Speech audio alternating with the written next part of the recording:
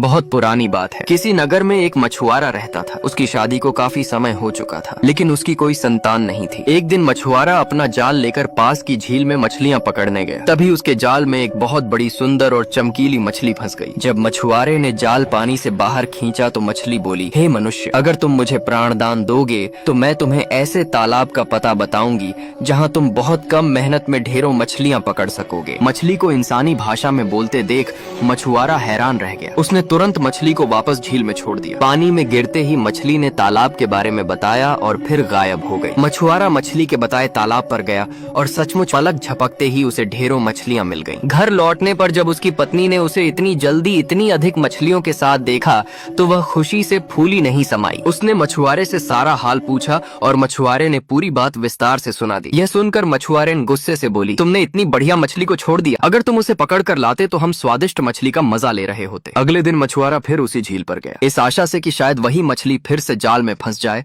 और वह अपनी पत्नी को खुश कर सके। उसका भाग्य अच्छा था, सचमुच वही मछली फिर से उसके जाल में फंस गई। मछली ने फिर से छोड़ देने की विनती की। मछुआरे का दिल पसीज गया और उसने उसे पानी में छोड़ दिया। मछली ने फिर एक और तालाब का पता बताया और मछुआरा वहाँ से भी मछलियों का भारी बोझ लेकर घर लौटा। आज जब उसकी पत्नी ने यह जाना तो वह और भी गुस्से में बोली, किस गधे से पाला पड़ा है मेरा। हे राम, हमारा तो भाग्य ही फूटा है भला। हाथ आई ऐसी मछली भी कोई 2 बार छोड़ता है। अगर कल भी वह मिली और तुमने उसे छोड़ दिया तो मैं तुम्हें जान से मार दूंगी। अगले दिन बेचारा मछुआरा भोर होते ही झील पर पहुंच गया। उसने जाल डाला और कुछ देर बाद उसे खींचा। आज भी वही सुंदर बड़ी मछली उसके जाल में फंस गई, लेकिन इस बार मछली की सारी प्रार्थनाएं बेकार गई। मछुआरे ने उसकी विनती अनसुनी कर दी और घर की ओर चल पड़ा। घर पहुंचकर कर मछुआरे ने एक बड़े पात्र में पानी भरकर मछली को उसमें डाल दिया। मछुआरा और उसकी पत्नी दोनों उसे निहारने लगे और सोचने लगे कि उससे कौन सा व्यंजन सबसे स्वादिष्ट बनेगा। तभी मछली ने सिर पानी से बाहर निकाला और बोली, अब मेरा मरना तो तय है, लेकिन मरने से पहले मैं तुम्हें अपनी आखिरी इच्छा बताना चाहती हूँ। क्या तुम उसे सुनोगे और मानोगे। दोनों ने हामी भर दी। मछली बोली,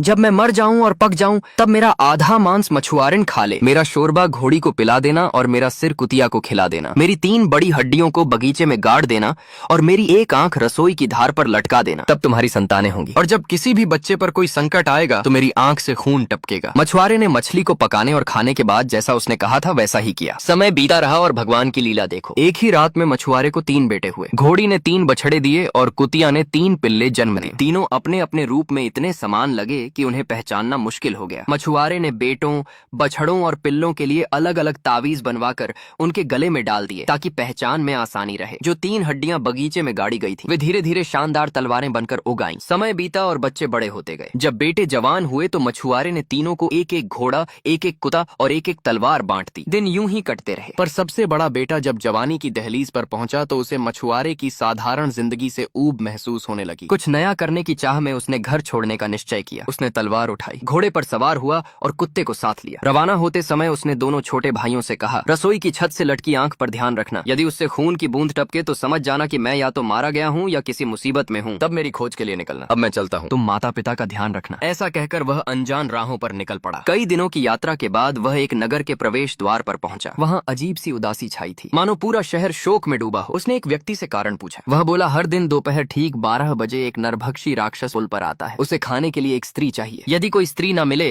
तो वह नगर में घुसकर राह चलते छोटे बड़े सभी को निगल जाता है। रोज लॉटरी से एक घर का नाम चुना जाता है और वहाँ से एक स्त्री बलिदान के लिए भेजी जाती है। आज राजा की बेटी की बारी है, इसलिए पूरा नगर शोक में डूबा है। राजा ने यह भी घोषणा करवाई है कि जो युवक राजकुमारी को बचा लेगा उसे राजकुमारी के साथ राज्य भी मिलेगा। यह सुनकर नौजवान मछुआरा बोला, मुझे राजा से मिलना है, बताइए महल कहाँ है। थोड़ी देर में वह राजा के महल पहुंच गया। राजा के सामने खड़े होकर उसने कहा, महाराज, मुझे राजकुमारी के साथ पुल पर जाने की अनुमति दीजिए और राक्षस को मारने का अवसर भी। राजा ने गंभीर स्वर में उत्तर दिया, युवक, तुमसे पहले भी कई वीर योद्धाओं ने प्रयास किया पर अपनी जान गंवा बैठे। क्या तुम जानते हो यह कितना भयंकर राक्षस है। निर्भीक मछुआरा बोला, मेरे पास मजबूत तलवार है, समझदार कुत्ता मेरे साथ है। यदि आपको मुझ पर भरोसा न हो तो भी कृपा कर मुझे एक अवसर दीजिए। राजा ने गहरी सांस ली और बोले, ठीक है, जाओ अपनी जान दांव पर लगाओ। यदि जीत गए तो मैं अपनी बेटी का विवाह तुमसे कर दूंगा और राज्य भी तुम्हारा होगा। युवक ने कुत्ते को साथ लिया, घोड़े पर सवार हुआ और सीधे पुल की ओर निकल पड़ा। दोपहर के करीब सिर से पैर तक काले वस्त्रों में ढकी राजकुमारी अपनी सेविकाओं संग पुल पर आई। पुल के बीच पहुंचते ही सेविकाएं रोती बिलखती हुई लौट गईं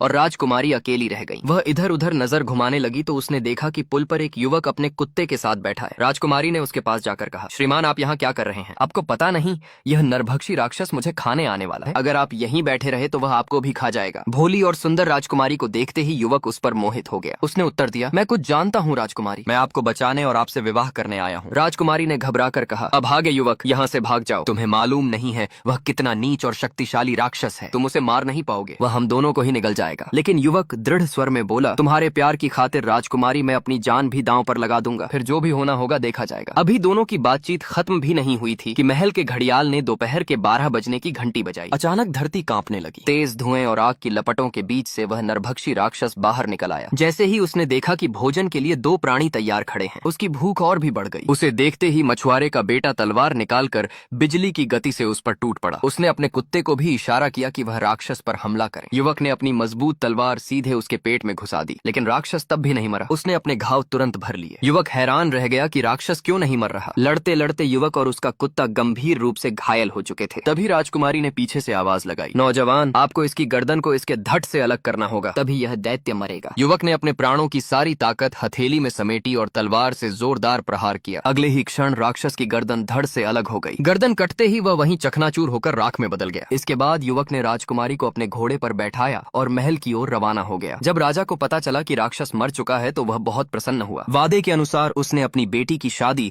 मछुआरे के बेटे से कर दी और महल का सारा राजपाट उसके हाथों में सौंप दिया। धीरे धीरे